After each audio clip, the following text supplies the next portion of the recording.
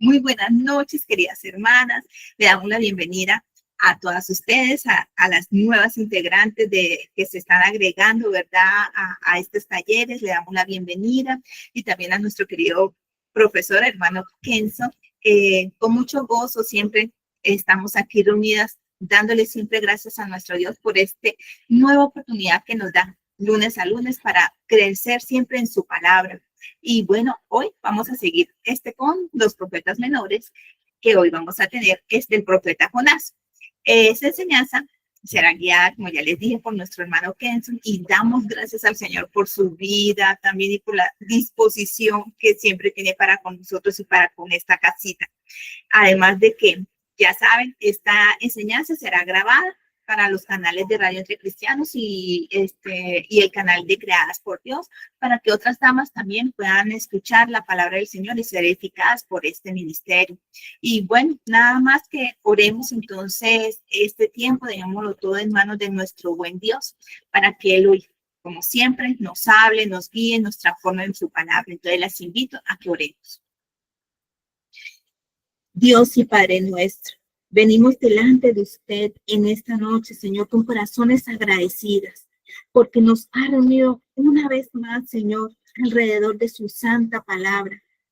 Gracias por cada hermana conectada, por sus hogares, por sus familias, por su trabajo, Señor, y por ese deseo de crecer, Señor, en su gracia y en el conocimiento de nuestro Señor Jesucristo.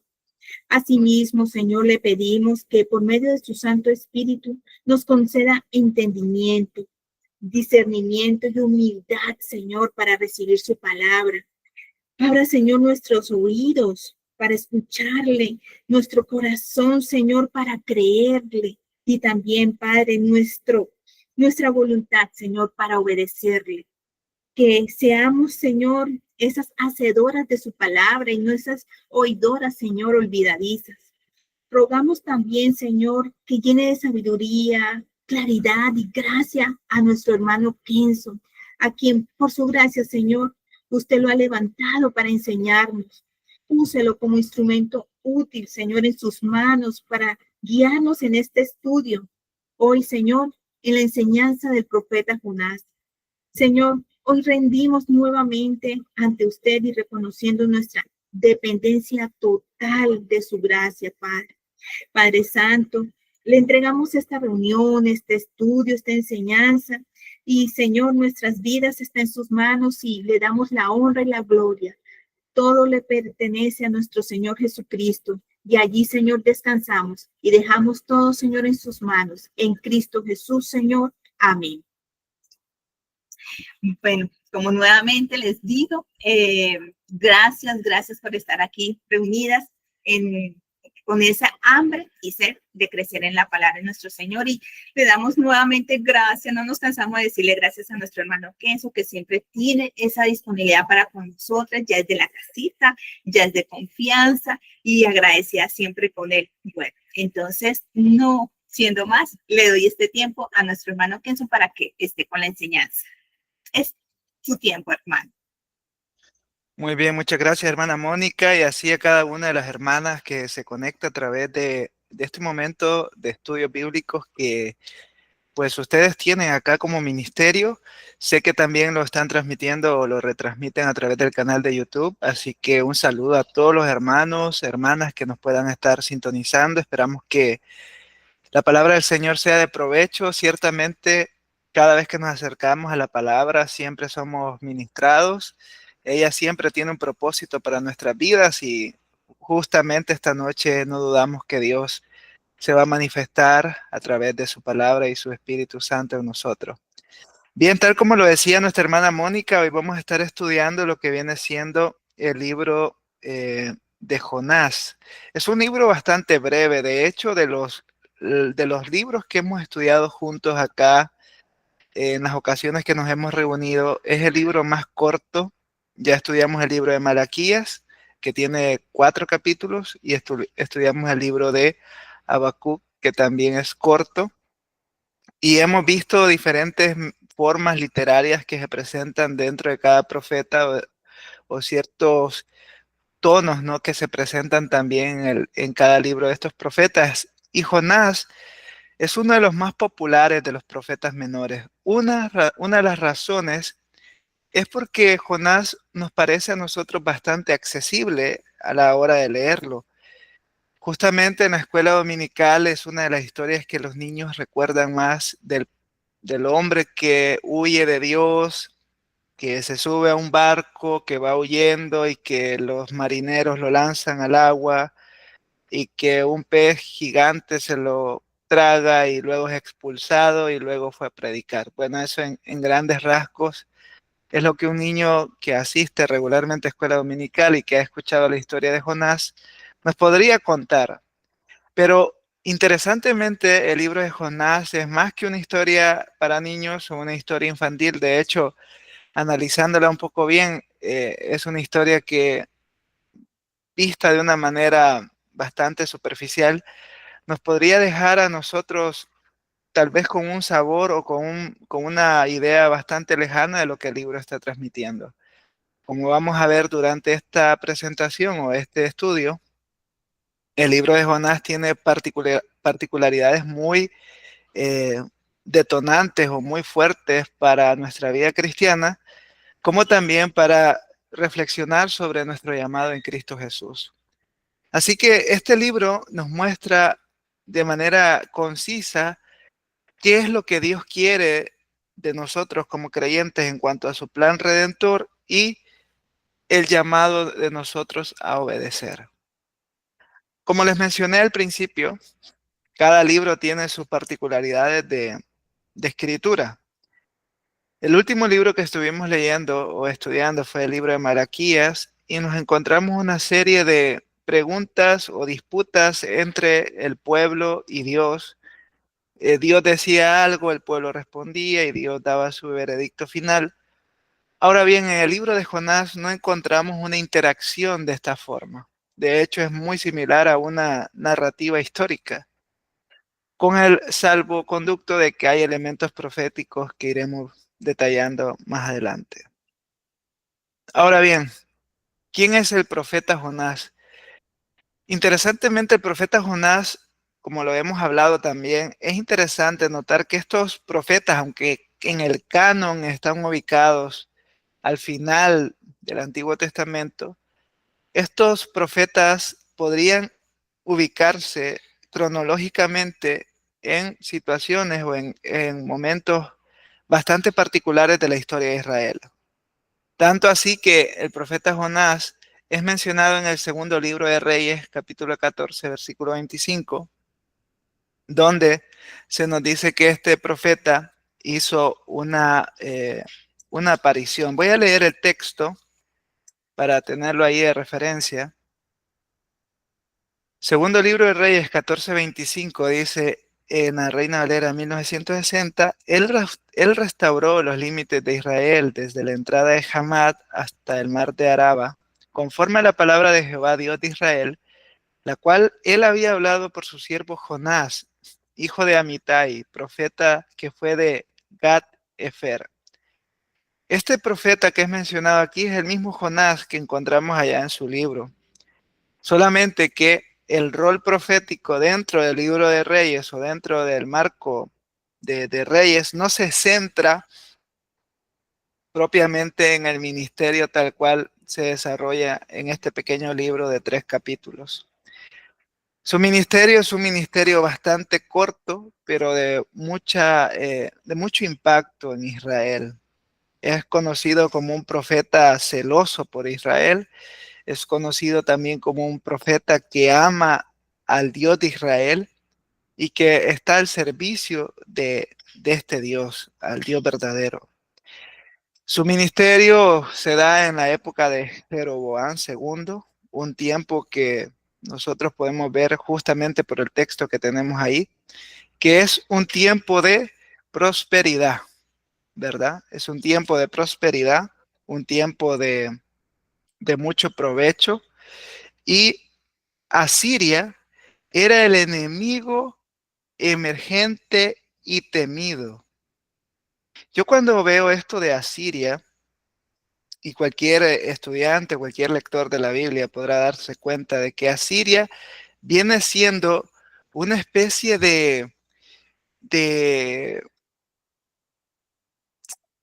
herramienta o de instrumento, mejor dicho, de parte de Dios, a manera de que las personas van entrando en un sentido de, cuando ven a Asiria, ven que Dios está ejecutando su justicia a través de esta nación.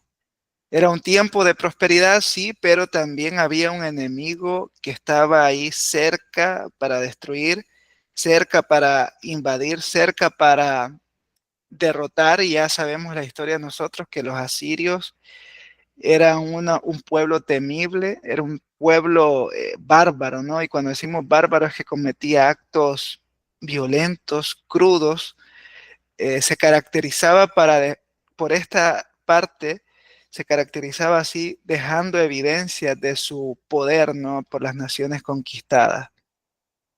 Entonces, es ahí donde, si nosotros nos ponemos a pensar, la tarea de Jonás en el libro no era tan sencilla, era ir a anunciarle al pueblo más fuerte y el más crudo en violencia, anunciarles que el juicio venía para ellos y que necesitaban arrepentirse.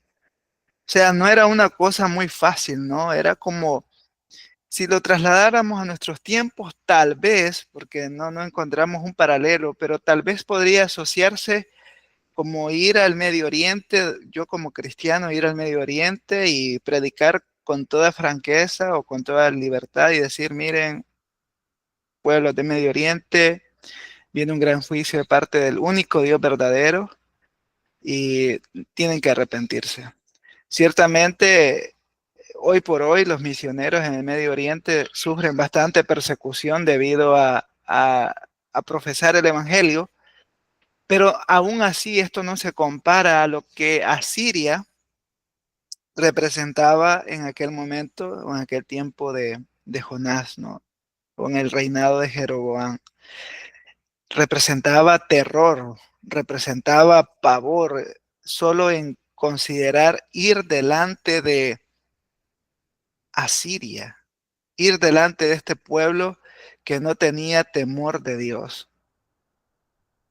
Entonces, Nínive se convierte en un símbolo de odio, tanto como aquellos que lo producen, es decir, ellos eran un pueblo que promovía la violencia, que promovía la destrucción, y se volvieron ellos también como un ícono de pueblo odiado, ¿no? O sea, ¿quién iba a querer a aquellos que subyugaban? ¿Quién iban a aplaudir a aquellos que utilizaban la violencia o que quitaban los territorios? Por supuesto que nadie. Así que era el enemigo público número uno de Israel. Entonces, para Jonás, que era un profeta que amaba a Israel, que amaba a Dios, que amaba a su pueblo, a su gente, el ser llamado a ir a predicar o ir a anunciar o ir a dar esta palabra profética a Asiria representaba como algo totalmente desgarrador. Entonces, él sentía, estoy traicionando a mi pueblo, estoy fallándole a mi pueblo que ha sufrido, que viene de tantas cosas y ahora tengo que ir delante de Nínive a decirles que hay un mensaje de parte de Dios para ellos. Entonces había una traición, un sentimiento de traición en Jonás. Por lo tanto, él al verse en esta situación, la mayor respuesta o la mejor respuesta que él encuentra es huir.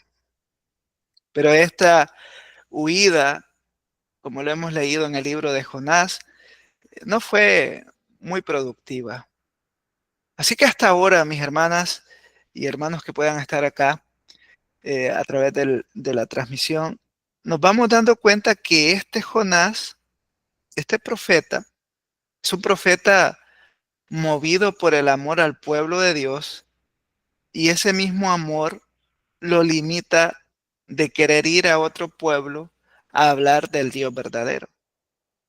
Así que él estaba en una encrucijada teológica, una encrucijada ministerial.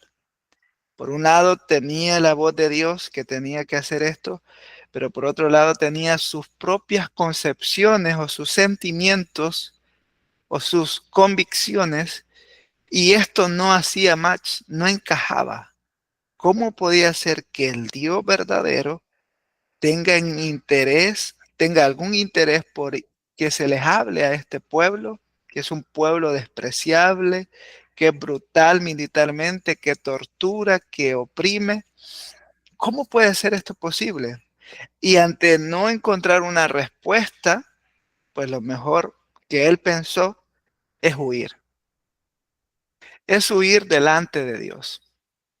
Entonces, como mencioné al principio, este libro es muy distinto y es muy breve. De hecho, según las analíticas que podemos encontrar sobre la lectura de la Biblia, este libro se puede leer de 6 a 8 minutos en un momento que nosotros apartemos de 6 a 8 minutos. Una persona promedio puede leer este libro, ¿no? Es muy breve. Pero en estos capítulos encontramos una narrativa muy clara, muy evidente. En el primer capítulo encontramos a Jonás huyendo de Dios, huyendo del llamado. Y dice Jonás, bueno, si Dios dice que yo vaya hacia Nínive, yo iré hacia otro lado. Yo iré hacia donde no es que no me pueda encontrar, sino más bien donde se le dificulte más a Dios poder encontrarme. Yo por aquí, hermanos, permítanme un segundo, voy a dejar de compartir un ratito, tenía un mapa para que ustedes, los que están viendo, puedan ver eh, la diferencia, la distancia entre Nínive y Tarsis. Por aquí tenía algo que es increíble. Pareciera algo sencillo, pero ya van a ver ustedes. Y por aquí estaba. Lo encontré en un blog ayer por la noche, porque yo me quedé pensando, oigan, ¿y qué tan lejos estaba eh, Nínive de, de Tarsis? Permítame, ahorita se los proyecto por ahí. Esto no lo había incluido en la presentación, así que es un detallito que tenemos por acá. Así que ya se los muestro para que ustedes vean que es una distancia bastante interesante. Ya van a ver. Es una distancia increíble. Bien, ahora sí, lo voy a compartir por acá. Gracias por la paciencia. Gracias, gracias. Permitir. Ok, toda la pantalla. Y ok, creo que ahí lo están viendo en este momento. Miren ustedes, esa es la pequeña distancia entre Tarsis y Nínive. 2.500 millas, más de 2.500 millas. Es una distancia garrafal, ¿no? Entonces, ¿qué es lo que está diciendo Jonás? No es que Dios no me pueda ver en Tarsis, por supuesto. Jonás conoce a Dios y sabe que Dios es el creador de todas las cosas. Pero en la mente de Jonás, yo me pongo en la mente de Jonás, eso no está escrito ahí, pero la lógica nos lleva a deducir, si este hombre estaba yéndose tan lejos, ¿por qué lo hacía? Para dificultar el proceso, para dificultar el llamado y que algo ocurriera en este camino y pasara lo peor, o prefiero perderme o morir que ir a Nínive. Básicamente eso era lo que Jonás tenía en su mente. Imagínense ustedes, más de 2.500 millas para huir del llamado de Dios. Es un poco gracioso, pero gracioso en el sentido de que nuestra mente a veces quiere ser más superior a la mente de Dios. A veces somos como Jonás, que creemos que vamos a hacer, le vamos a ganar a Dios en algunas cosas, y realmente es un pensamiento perdido, no es un pensamiento lejano a la realidad. Luego en el capítulo 2 encontramos orando a Dios al ver que, lo vamos a ver más adelante, hay una tempestad, pues los marineros realizan ciertos actos ahí, lanzan a Jonás a, delante de este pez, delante de esta mar embravecido, y ahí pues reconoce que Dios es el Salvador. En capítulo 3, Jonás predica el sermón y se arrepiente de su necedad. Y en el capítulo 4, pues se enoja con Dios por su misericordia. Es básicamente la narrativa de Jonás. Bien, entonces en el acto 1 encontramos a Jonás huyendo, ¿no? Ya lo vimos que va en dirección opuesta a más de 2.500 millas de Nínive, pero mientras va en ese barco Jonás, Dios envía una tormenta soberana. Esto no ocurre por el azar, ¿verdad? No es que casualmente ocurrió esta tormenta porque iba en una de las zonas más tormentosas o más complicadas para navegar, no. Ocurrió en el tiempo y en el momento que Dios quiso que ocurriera. Ahí ocurrió esto, ¿no? Entonces, Dios actuó de esta forma, y es interesante que que el libro de Jonás nos muestra que estos marineros, al ver el gran caos que se estaba levantando en aquella situación, en aquel momento, lo que a ellos se les ocurre es decir, mire, aquí algo está pasando, vamos a orar a nuestros dioses, porque esto no parece normal, porque esto no parece habitual que esté esto tan complicado en este momento. Y empezaron a buscar a sus dioses, y de pronto cuestionan a Jonás y le dicen, mira, ¿y de dónde vienes tú? ¿Y quién eres? ¿Quién es tu Dios? Jonás se identifica como aquel que sirve al Dios de Israel.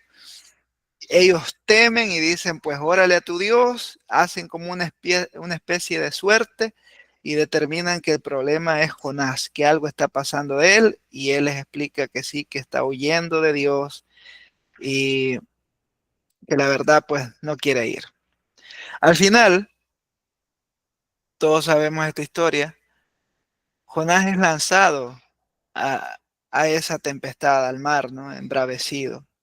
Pero hay algo bien curioso acá, que mientras los marineros estaban preocupados y buscando respuestas en sus dioses falsos, en sus dioses paganos, Jonás estaba de alguna manera tranquilo, ¿no? Imagínense ustedes Jonás sabiendo que él era la causa de por qué esto estaba ocurriendo, a lo mejor lo intuía, ¿no? Lo vislumbraba un poco, pero él estaba tranquilo, o sea, de pronto cuando empieza la turbulencia dentro de las mentes y los corazones de los marineros, es que Jonás reacciona. A veces, hermanos, es bien interesante pensar que, y aquí hay una ironía bien curiosa, que el mundo a veces muestra un poco más temor que el pueblo de Dios, porque nos volvemos un poco confianzudos. No sé si la palabra en algunos países sea distinta, pero confianzudo es como tener un exceso de confianza con Dios, ¿no? Y decimos, bueno, de todas maneras, Dios ya me conoce, sabe mi debilidad, y etcétera, etcétera. Y resulta ser que aquel que es pagano, aquel que es incrédulo, como que tiene un poquito más de reserva, ¿no? Con algunas cosas.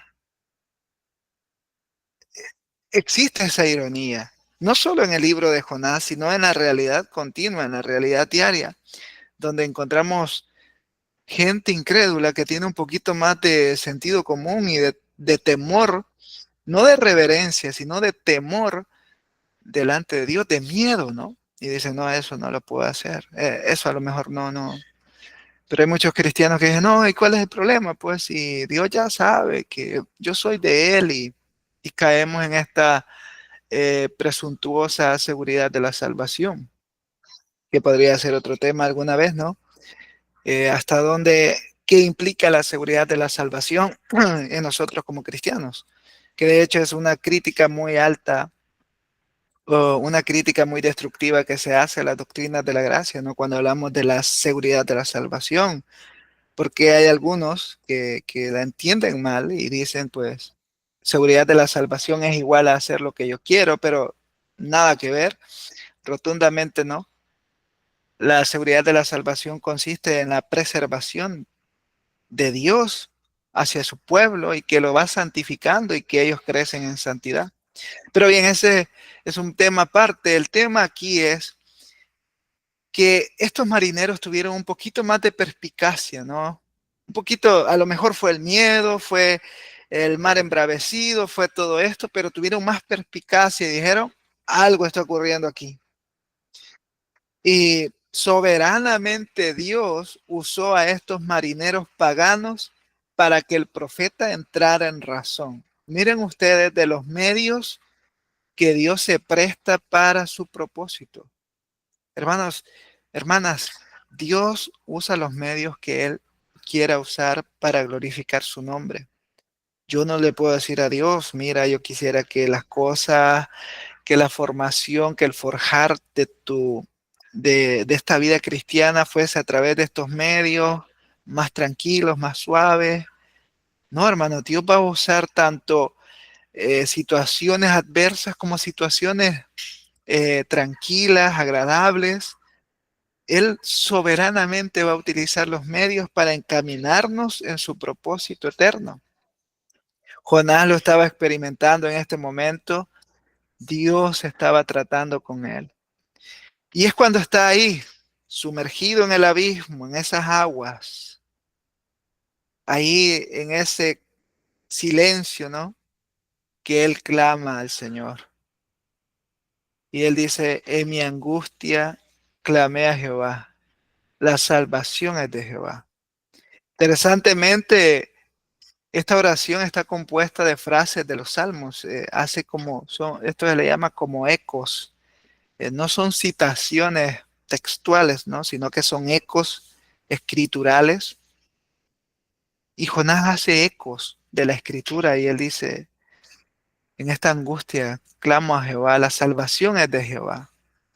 Notablemente no es una oración de arrepentimiento. Aquí Jonás no está diciendo, me arrepiento, Señor, me arrepiento por lo que he hecho. No, él está agradecido, porque incluso en su rebeldía, en su obstinación, Dios está teniendo misericordia de él. Porque al caer en ese abismo, en esas aguas, surge este gran pez, ¿no? Que a veces a los niños les decimos que es una ballena. Podemos intuir, a lo mejor, en la Biblia no nos especifica qué tipo de monstruo marino era, pero era un gran pez, ¿no? Y este pez abre su boca, abre sus, ¿verdad? Sus dientes, sus dentaduras y acobija a Jonás dentro de sí. Se cuestiona mucho, ¿no? La literalidad de este suceso. Muchos escritores o muchos autores de la alta crítica literaria de las escrituras dicen que hay cosas que no se deben tomar literalmente como están escritas, sino que son simbologías, que a lo mejor Jonás tuvo un lapsus, ¿no? Pero esto también de alguna manera va a ir a incidir a la resurrección y la alta crítica va a hablar también de que la resurrección no es real, sino que viene siendo un simbolismo de la colectividad de fe de estos hombres y mujeres que creyeron en un Salvador como es Jesús. Bueno, eso pertenece, hermano, pertenece, hermanas, a la crítica, ¿no? A la crítica de las escrituras. Pero lo que estamos viendo y creemos nosotros es que lo que la escritura dice, eso es. Jonás fue lanzado a estas aguas hacia el abismo, pero surge ahí un pez, un gran pez que lo recibe.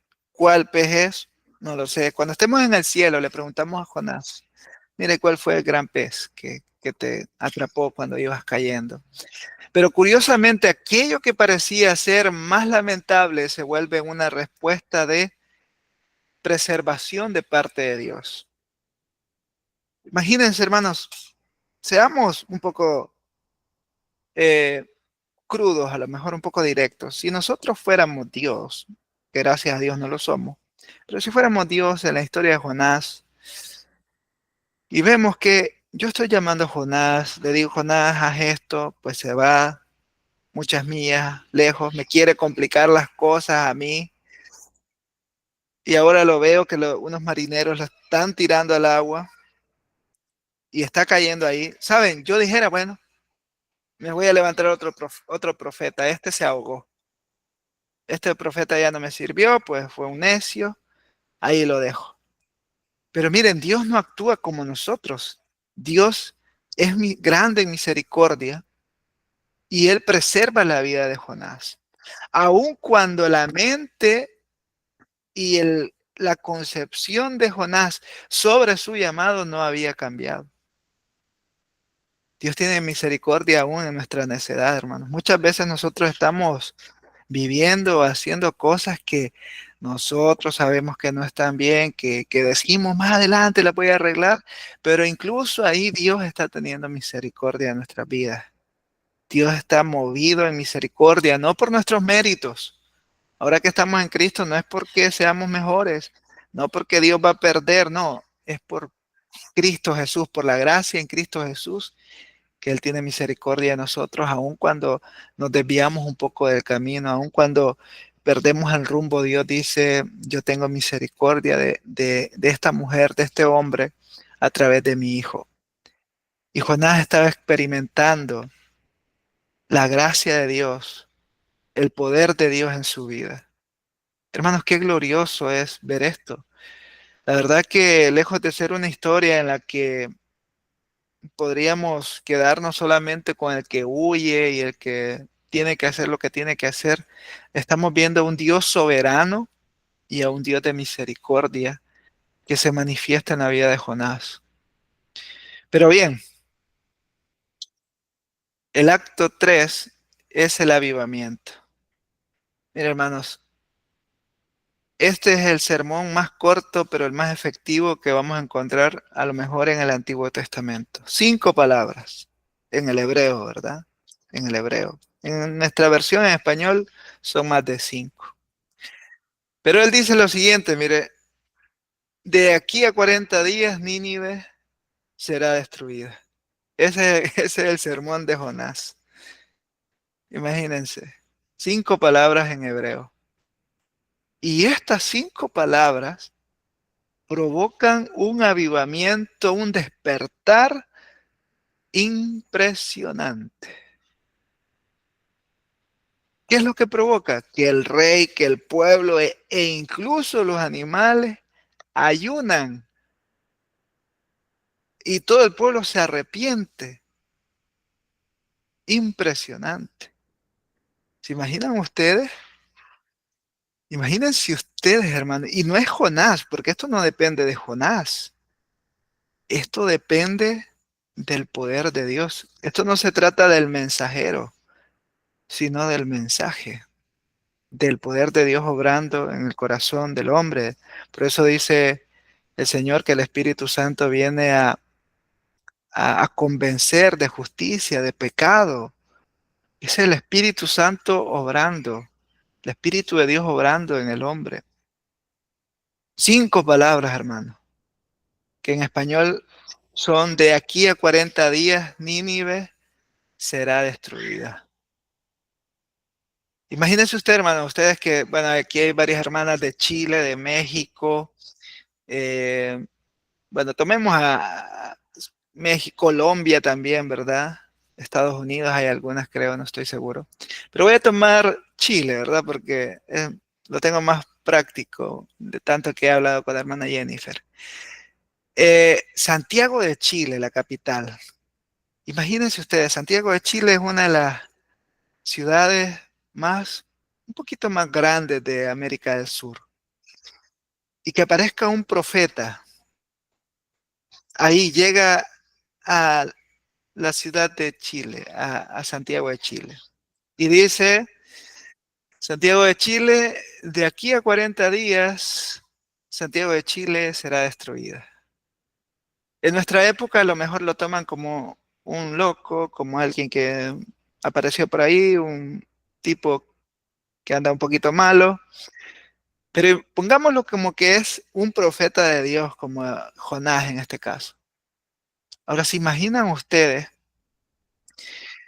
Santiago de Chile reaccionando como Nínive, ayunando y arrepintiéndose de sus pecados? Y que incluso si hay mascotas, si hay animales de crianza, de ganadería, pues también ustedes van a ayunar porque esto nos va parejo, va para todos. Así, así de monumental, de extraordinario es el momento que está ocurriendo en Nínive. Imagínense la ciudad más grande de su país, en Colombia, Bogotá, en México, Ciudad de México.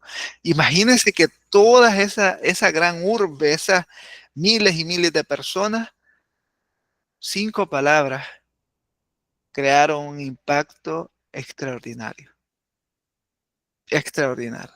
Eso depende de Dios.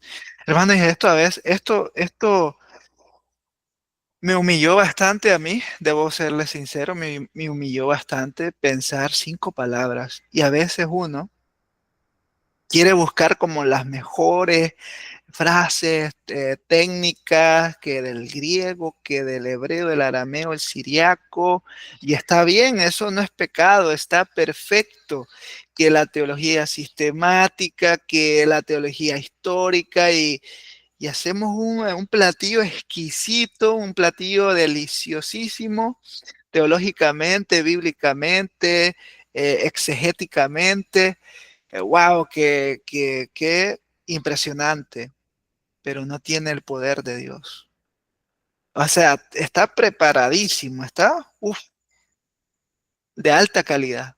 Invertí en libros, invertí en enciclopedias, diccionarios bíblicos, saqué un préstamo para adquirir logos, el programa bíblico, y tengo un platillo que solo con verlo me impresiona, ¿no? Pero no tiene el poder de Dios. ¿Creen ustedes que eso va a producir algún efecto? No. ¿Va a afectar la mente? Por supuesto que sí, porque todo sermón, toda predicación, toda enseñanza es necesario que afecte la mente, pero necesita que baje al corazón. Uno de los teólogos que les recomiendo leer mucho, que se llama Joel Vicky, habla mucho sobre la teología experiencial o teología experimental. Y se refiere él por teología experiencial a aquella que no solamente nos llena nuestra mente de términos y de formulaciones doctrinales, sino también que llegan a nuestro corazón y transforman nuestras emociones, nuestra voluntad y nuestra convicción de vida. Y eso solo lo produce el Espíritu Santo. Así que uno de los desafíos que tenemos como predicadores, maestros, teólogos, doctores en teología, como nos titulemos o seamos, es tener el poder de Dios a la hora de presentar el mensaje. Saber que voy a hacer el mejor esfuerzo mío, ¿no? En traer una buena enseñanza, pero que esto no depende de mis formas, depende de Dios. Depende de su pura misericordia, porque el poder, la salvación es de Jehová.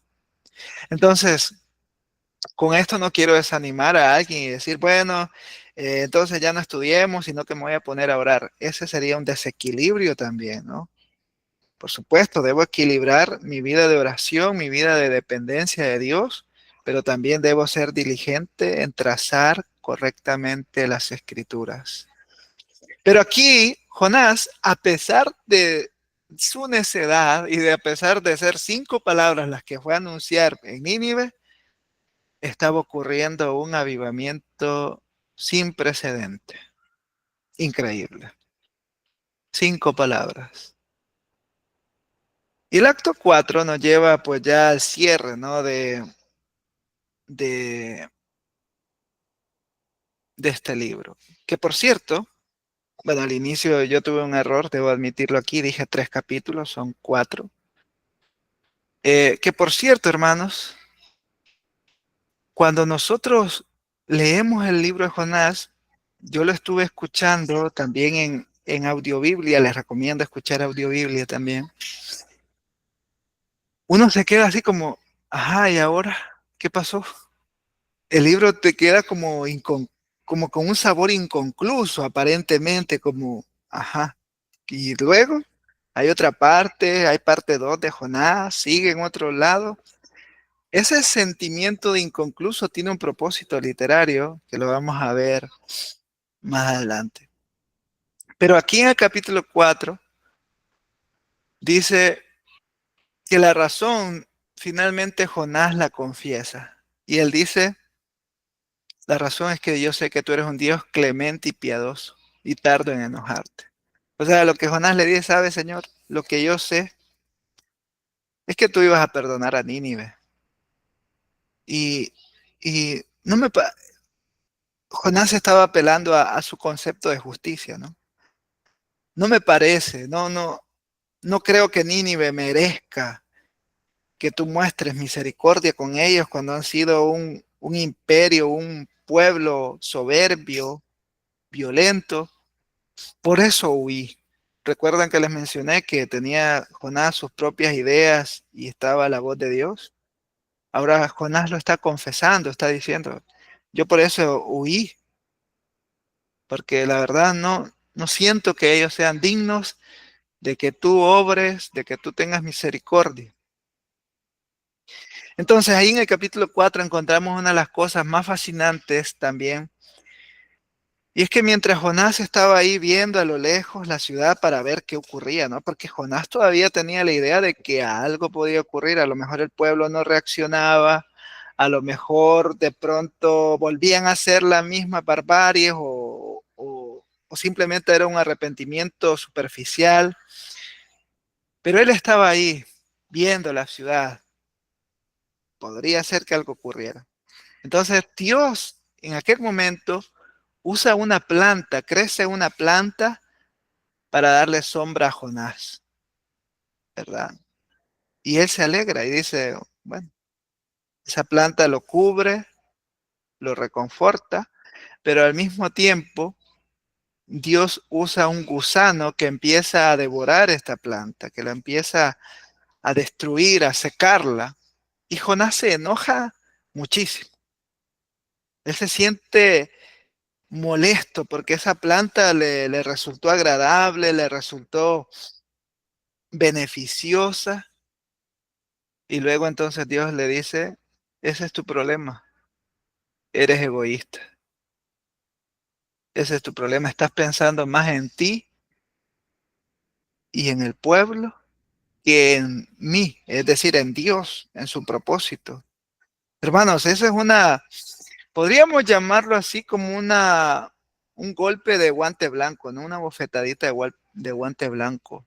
Es un golpe muy incisivo, como que directo al, al problema. Y es que, a diferencia, hermanos, de nuestra disciplina, de nuestros tratos como padres a veces, o como maestros, o como superiores, a veces abordamos la conducta, pero no el corazón.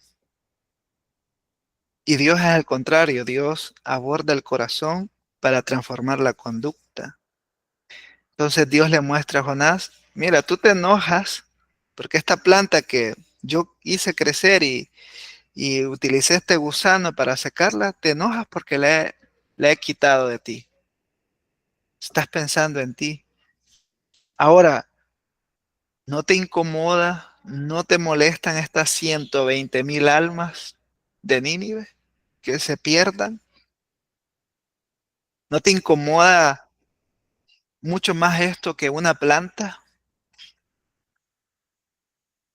Impresionante. Entonces, ahí como que ahí cierra la historia. Y ese cierre de esa historia, de ese drama, deja al lector como ante un espejo. ¿Y sabes lo que el espejo nos pregunta a nosotros? Eres como Jonás. Ese cierre, esa intención tiene. No es que es inconcluso, no es que le faltaron hojas al escritor, no. Es ponernos ante un espejo y decir, eres como Jonás, eres como él, piensas en ti o piensas en el plan de Dios, en la voluntad de Dios. Hermanos, y eso nos confronta. Nos confronta mucho en qué pensamos más nosotros, en nuestros planes o en el plan de Dios. Y usted me dirá, mira, a veces pienso en mis planes y a veces en los de Dios. Pero ¿cuál es la prioridad en nuestra vida? ¿Cuál es mi enfoque? Yo creo, hermanos, hermanas, yo creo que muchas veces, si no es que todos los días, tenemos que pedirle perdón a Dios por esto, porque hemos pensado más en nosotros que en Él. Hemos buscado más nuestro cómo me siento yo que cómo honro a Dios con lo que soy o con lo que tengo. Y mientras estaba preparando estas presentaciones, les dije yo hace poco que me sentí humillado y me volví a sentir más humillado también. Es decir, Señor, la verdad es que a veces uno piensa más en sus cosas, ¿no? La monotonía nos gana la batalla, que el trabajo, que hay que entregar esto, aquello, que la familia estar pendiente de lo otro, que las facturas, que los pendientes. Y bueno, vamos el domingo, vamos otro día a la iglesia, pero no hay un tiempo de decir, Señor, ¿qué quieres que yo haga este día? Pero de verdad, ¿qué quieres que yo haga? ¿Cómo puedo honrar tu nombre? ¿Cómo puedo servirte? ¿Cómo puedo usar estas 24 horas de manera que honren tu nombre? ¿Cómo puedo hacerlo? Cuando volvemos a esas preguntas, el foco de nuestro día, algo debería cambiar en nosotros. Por supuesto, hermano, esto es algo que debemos procurar hacer. Hay días que lo vamos a lograr hacer, hay días que a lo mejor no, pero que siempre estemos en ese camino, ¿no? De buscar la voluntad de Dios, de no ser como Jonás que quiso huir pensando más en él, en sus deseos, en sus planes, en sus concepciones, y dejar a un lado la voluntad de Dios. Hermanos, muchos llamados se han perdido por pensar más en sí mismo que en el plan de Dios. Muchas familias han sido afectadas por pensar más en sus planes que en el plan de Dios. Muchos ministerios han perdido mucha bendición por pensar más en ellos como ministerio que en el plan de Dios. Y esto no es para juzgarnos unos a otros, ¿no? Esto es para pensar y reflexionar y decir, bueno, es cierto, he pensado más en mí que en el plan de Dios. He pensado más en cómo deberían darse las cosas en cómo Dios las quiere. Entonces, este es como el meollo del libro, ¿no? Tú tienes lástima de una planta por la cual no trabajaste, y no tendré yo piedad de Nínive, aquella gran ciudad donde hay más de 120,000 personas y muchos animales. Eso es lo que Dios pregunta, ¿no? A Jonás. ¿Te interesa más por algo que ni siquiera tú tuviste que ver por lo que yo quiero hacer en esta ciudad? ¿Te interesa más a ti, Kenson, tu trabajo, tus planes, que lo que yo quiero hacer en esta ciudad? Usando tu vida, usando tu familia, usando tu ministerio, usando la iglesia local. Hermanos, esto es bastante, bastante directo, ¿no? Bastante directo. Yo siento que esto es bastante directo. Bueno, la palabra es viva y es eficaz, ¿no? Pero cuando uno la medita y deja de ver esto como una historia infantil, una historia bíblica, sino como una realidad en la cual yo soy Jonás y traslado los principios que este libro me transmite, esto se vuelve muy directo. Así que hay tres, tres temas teológicos claves acá en el libro de Jonás. El primero ya lo mencioné, bueno, dos de estos ya los mencioné, es la soberanía divina. Vimos cómo Dios controla soberanamente la tormenta, el pez, el corazón de los marineros, el corazón de Nínive, la planta, el gusano, el sol. Todo lo que encontramos en la historia es controlado soberanamente por Dios. Y esto nos da consuelo a nosotros también, que soberanamente Dios controla todos los sucesos de nuestra vida. Esto no lo hace responsable a Dios del pecado, por supuesto que no, pero que Él controla todo, por muy malo que pueda hacer algo, Él lo está controlando todo para la gloria de su nombre. Y nos hace pensar en lo segundo, que Dios tiene misericordia y Dios rompe esas barreras conceptuales o teológicas que nosotros pudiésemos tener. Miren, lamentablemente hay cristianos inmaduros que llegan a pensar que solo los que a ellos les simpatizan deberían ser salvos, ¿no? Ah, no, a este no le hables del evangelio porque él no entiende, pero más bien es un prejuicio de que esta persona no me agrada y no quisiera que fuese parte de nuestra comunidad de fe. Y esto es por una concepción que lamentablemente en Latinoamérica se ha vendido mucho, y es que las iglesias locales vienen a formarse como una especie de club social donde se vuelve no una membresía, sino como una, más bien dicho, como una especie de club campestre, ¿no? Donde nos reunimos los domingos a escuchar música suave y a degustar alguna especie de charla motivacional. Y queremos que en aquellas bancas solo estén, o en aquellas sillas estén solo sentados personas que estén a nuestra altura social, filosófica o incluso a nuestro nivel económico. Y dice, no, pues a esto no le hables porque no lo entiende. Ocurre, hermanos, por mucho que queramos decir, no, eso no pasa, ocurre mucho. Y Dios dice, yo tengo misericordia de quien quiero tener misericordia. Él ama, Él ama al pecador. Mas Dios muestra su amor para con nosotros en que siendo aún pecadores, Cristo murió por nosotros. Yo no puedo limitarme a creer que la misericordia de Dios es solo para mí o para los que me simpatizan.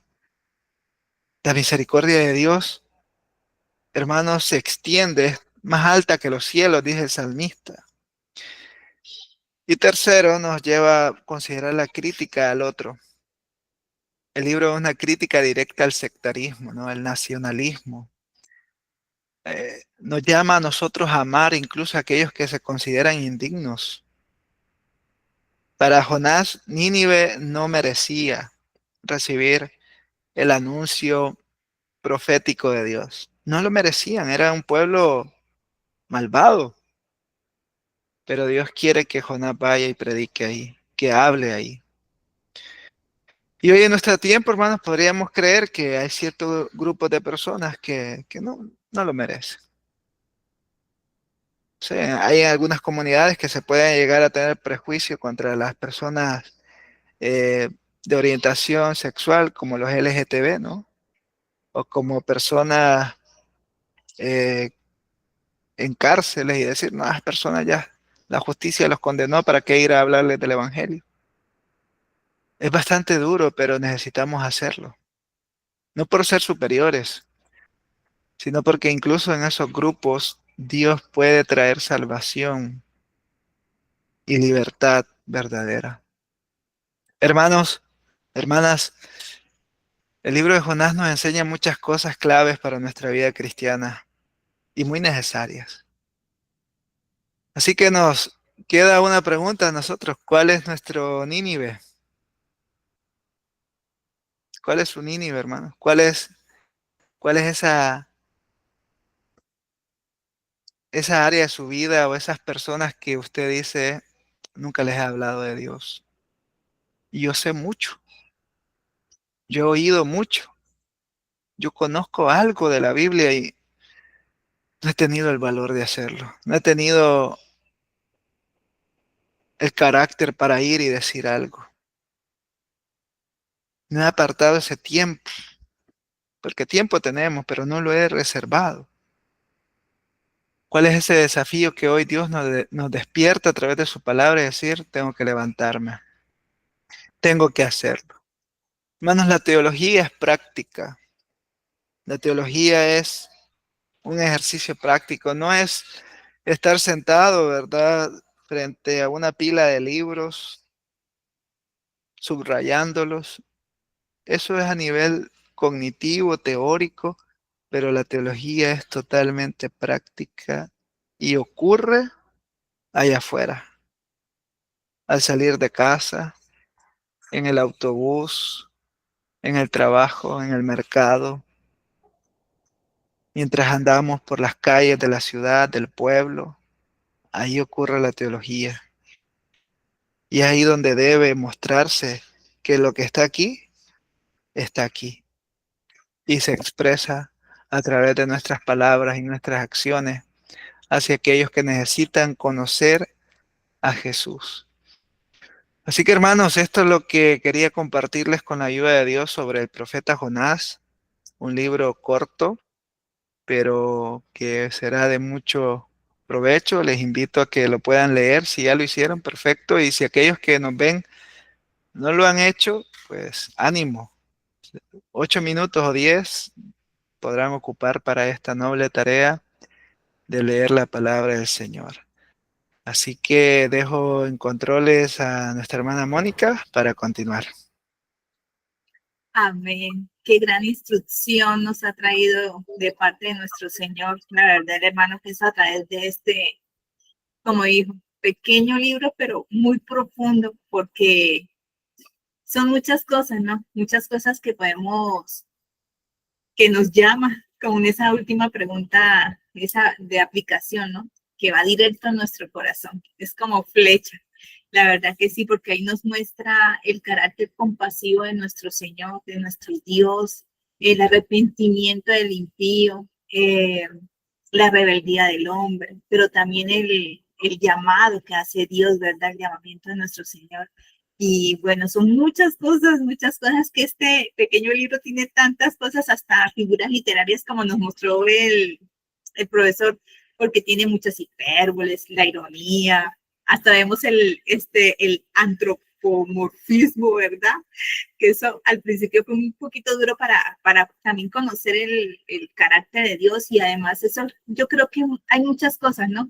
Que tenemos en nuestro corazón, y me impactó mucho, profesor, que Jonás, en verdad, cómo conocía a Dios, conocer el carácter de Dios desde el principio, y por eso fue que hizo todo lo que hizo, y eso es lo que muchas veces nos hace falta a nosotros, conocer más a Dios, y para poder reflejar, porque podríamos decir que, bueno, este Jonás nos muestra un poco de su carácter, y vemos que fue, podríamos decirlo, no sé, prejuicioso, hermano, y muchas veces así somos nosotros, y le contaba a mis hermanas antes de que iniciáramos la enseñanza, de que incluso, porque estamos hablando de Jonás, no solamente un profeta, que inclusive su nombre es paloma, mensajero, que eso es lo que significa, y sino que a un creyente, igual que nosotros, y que nos pasa, por ejemplo, a mí me pasó,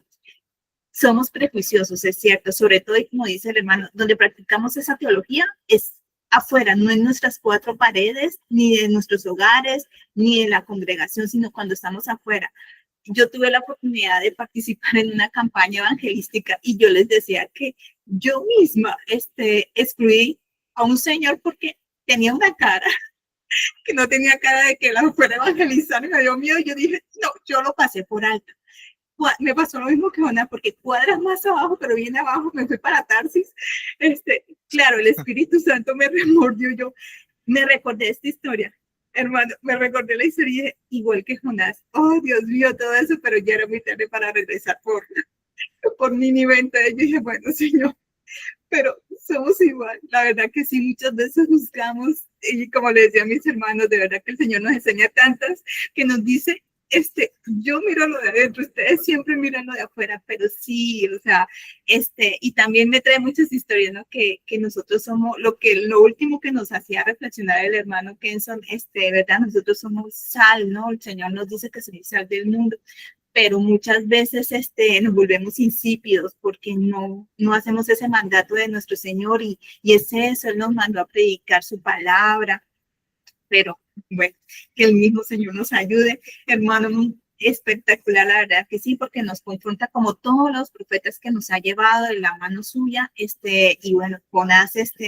como le decía, nos muestra muchas cosas, hasta aquí encontramos los quiasmos que me dio durísimo, esos quiasmos, pero muy bonito, también conocer un poquito más de la literatura de los hebreos y no, Jonás es muy enriquecedor y también bueno, todo lo que nos muestra teológicamente el libro.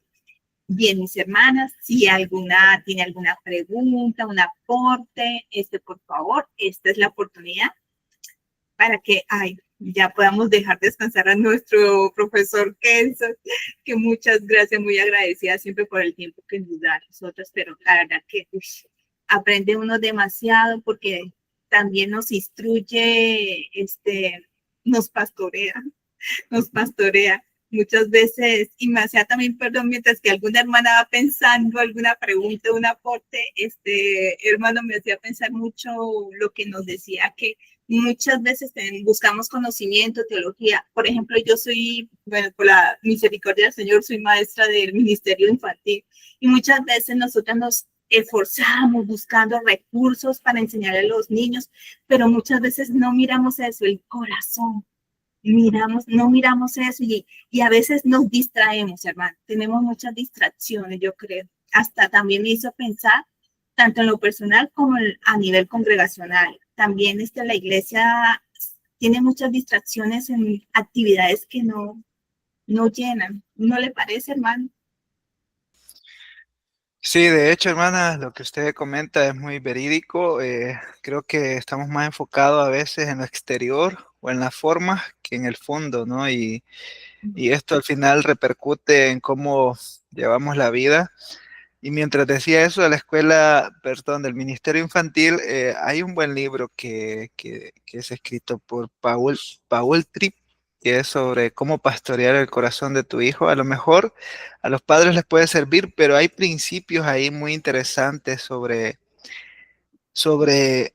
que cómo Dios trata con nuestro corazón y cómo nosotros a la hora de pastorear, ya sea a nuestros hijos o también como pastor, debemos pastorear el corazón, no la conducta, porque nos quedamos a un nivel muy superficial. Y luego en las iglesias, por supuesto, esto ocurre más ahora en nuestros tiempos, queremos la mejor música, el mejor escenario, y esto puede tener cierta relevancia, pero si perdemos el poder de Dios, la exposición con el poder de Dios de las escrituras, lo hemos perdido todo.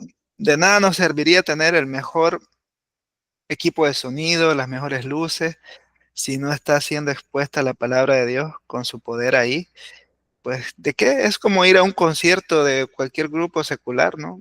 No, no Sí, nos sirve de nada. Es muy cierto lo que está diciendo.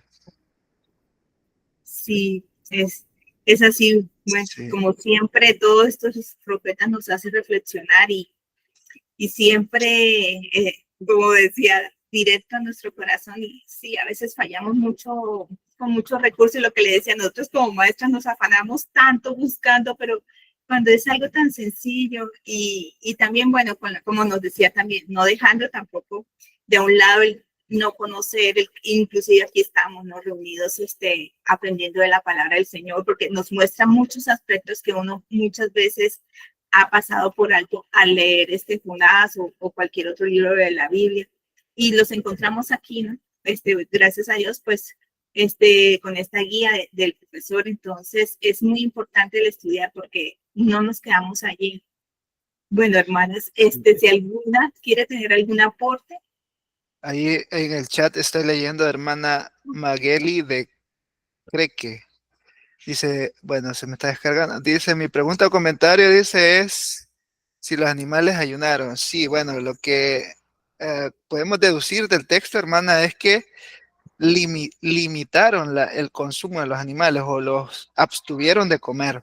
O sea, es como que si yo tuviese aquí una ovejita y le digo, mira, yo estoy en ayuno, pues tú tampoco vas a comer, le retiro el alimento, ¿verdad? Así que eso es bastante impresionante, ¿no? O sea que, y alguien podría preguntar si por qué los animales, si ellos no van a rendir cuentas delante de Dios.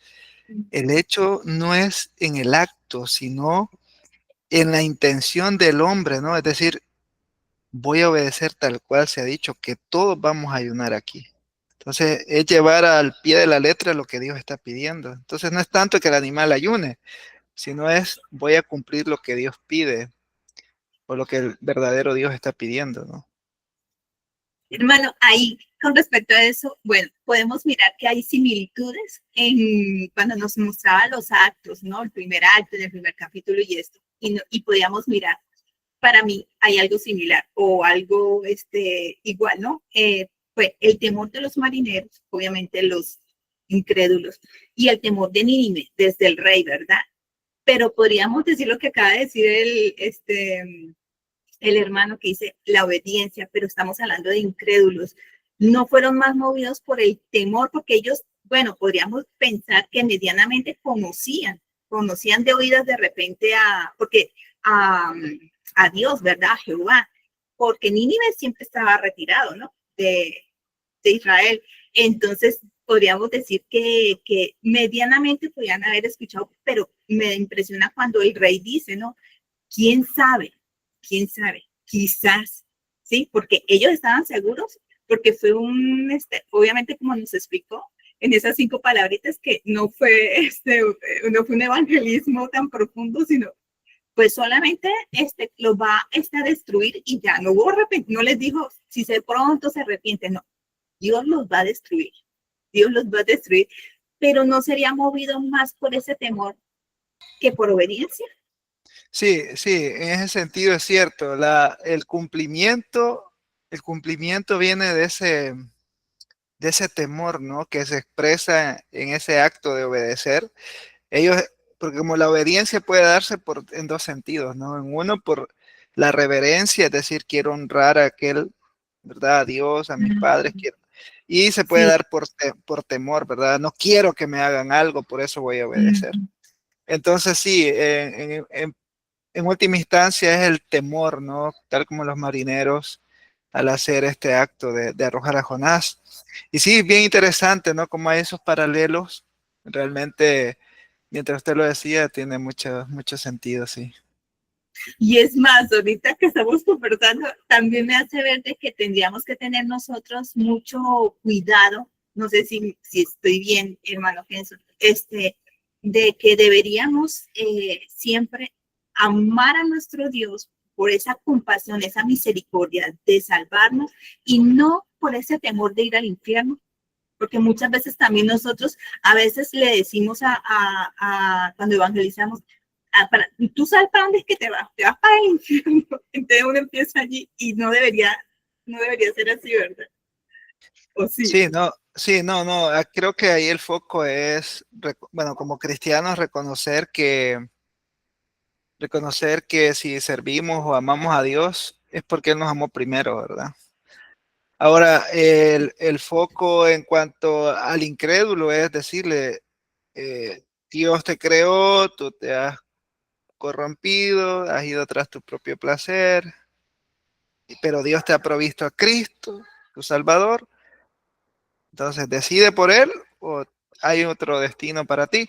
Entonces creo que es de saber mostrar no solo la cara del terror, ¿no? De decir, hay un lago de fuego, que es cierto, que hay un lugar para el pecador y Satanás. Así que el punto es mostrar siempre la gracia de Dios sin olvidar su justicia, ¿no? Es muy importante. Sí, así es, hermano, porque es verdad, también es muy importante, bueno, la teología, porque aprendemos de que Jonás es una narrativa, ¿verdad? Son hechos históricos, porque podría decir, si lo tomamos al pie de la letra, literal, también utilizar un evangelismo donde solamente digamos arrepiéntanse porque se van para el infierno, se van a morir, y no les damos esa compasión que el Señor nos está mostrando a través, también cometeríamos muchos errores al momento de evangelizar, ¿verdad? Sí, sí, es correcto. Claro, no vamos a replicar, el sermón de Jonás no es para replicarlo, ¿no? Es para notar el poder de Dios en medio de ese pueblo incrédulo. Y lo que nos llama a nosotros es hacer lo mismo, no tal cual, sino el acto de anunciar, ¿no? El acto de predicar, pero no textual o de manera similar que Jonás. Creo que en los tiempos de los 90 era así, ¿no? Yo era un poco más pequeño, escuchaba mucho que la predicación evangelística era insultos, no insultos categóricamente, sino más bien agravios contra las personas, y la gente creía que eso era evangelizar, pero luego quizás el estudiar la Biblia nos fue haciendo entender de que no necesito dañar la reputación o las creencias de otra persona, sino presentar el evangelio, y si cree, Sí, pues gloria a Dios, y si no, pues sí. dice Juan 3:17 que ya ha sido condenado, entonces es así, ¿no? Sí, bueno, otra cosa que también me ayudó bastante esta noche, hermano Kenson, a resolver una inquietud, porque sí, si decimos que Jonás conocía bien el carácter de Dios, imposible se le va a olvidar que él era omnisciente, ¿verdad? Y muchos difieren en eso de que cuando él huye a Tarsis, ¿no? Entonces, pero sí me gustó eso y lo noté. Lo que hizo fue dificultar ese proceso, ¿no? Eso me quedó allí, me gustó porque sí, me ayuda bastante. A mí me quedan muchas dudas acerca de eso, porque decía, no creo, si él mismo conoce, al mismo le dice, yo sabía. Entonces, ¿cómo no va a saber que su licencia, no? Así es, sí. Es que lo que Jonás buscaba, o bueno, humanamente podríamos inferir era que me pase lo que me tenga que pasar, menos ir a Nínive, todo menos Nínive. Así que, un- no sé, o sea, yo lo pienso en mi persona, no he experimentado algo así de no querer hacer algo a ese nivel, en el sentido de que Dios me llame a hacer algo y no querer hacerlo a ese nivel tan desgarrador, ¿no? De preferir la muerte o preferir el dolor Sí. en vez de ir a Nínive. Es algo bien, bien fuerte en ese libro. Yo creo que Jonás se alegró mucho cuando el Señor lo llama y le dice, voy a destruir este pueblo, pero cuando le dijo la segunda parte ya no le gustó. Yo creo que así también, bueno, ahí empieza nuestra desobediencia también cuando el Señor nos manda a hacer algo y no, sí, nos ha Así es. dado mucho ejemplo y como nos dijo el hermano que eso, la verdad que nos quedamos con eso de que ese libro es un espejo y sí, no es algo que la historia haya quedado inconclusa, es para que nosotros, yo creo como lectores, terminemos, ¿no? Terminemos a ver cómo le damos ese final, hermano. Bueno, yo creo que mis hermanas quedamos satisfechas. Muchas gracias nuevamente. De verdad que sí, por el tiempo que usted siempre nos dedica. Ya sabes, seguimos con la serie de los profetas menores. Amén, Ahí amén. quedamos expectantes para el siguiente libro y no, agradecer a Dios por su vida, por el tiempo que nos dedica, la preparación, todo, yo sé todo lo que hay detrás de que esté aquí con nosotros y no, muy agradecida. Yo sé que también muchos de los que verán también en diferido, será lo mismo, será muy edificante y esperamos, ¿no? Esperamos que también sean eh, engrandeciendo a nuestro Señor a través de todas estas enseñanzas. Bien, hermano, me gustaría que veo a mi hermana Maxi si nos ayuda y despedimos a nuestro hermano Kenson en oración, agradeciéndole a Dios por su vida, por su ministerio, por su familia. Entonces, en una próxima nos seguimos viendo, hermano. Ya Amén, está. hermana. Será un gusto con la ayuda de Dios. Amén. Oremos. Bendito y buen Padre Celestial, en esta hora, Señor, ya de la noche, Señor bendito, te agradezco, Padre Santo, por nuestro hermano, Señor, que nos ha traído este taller, Señor. Te doy gracias, Padre Santo, por su vida, Señor, gracias por su familia, por su ministerio, Señor bendito. Guárdale en el hueco de tu mano, Señor, y bendícelo, Padre Santo. Te pido, Padre Santo, que por su familia, Padre Celestial, por su trabajo, Señor. Y Padre Santo, también te pido, Padre Celestial, que sigas, pues que proveas para él, Señor, todo lo que él necesite, Señor, y tiempo también, Padre Santo, para que continúe con nosotros enseñándonos, Padre Santo. Gracias por todo, Señor, en el nombre de Cristo Jesús. Amén. Amén. Ay, que sea, así sea. Que no se le Amén. agote ese amor por nosotros y su Amén. Gracias. paciencia. Ay, A hermano, ahora ustedes. sí, vaya a descansar junto a su familia, su esposito, su niño, que Dios le dé un descanso, que ahora sí se pueda, porque no ha comido, ¿verdad? No hace nada. No, aún no, hermana, pero gracias a ustedes. A usted, hermano, muchísimas gracias, Dios lo bendiga y nos vemos Dios en una bendiga. próxima oportunidad.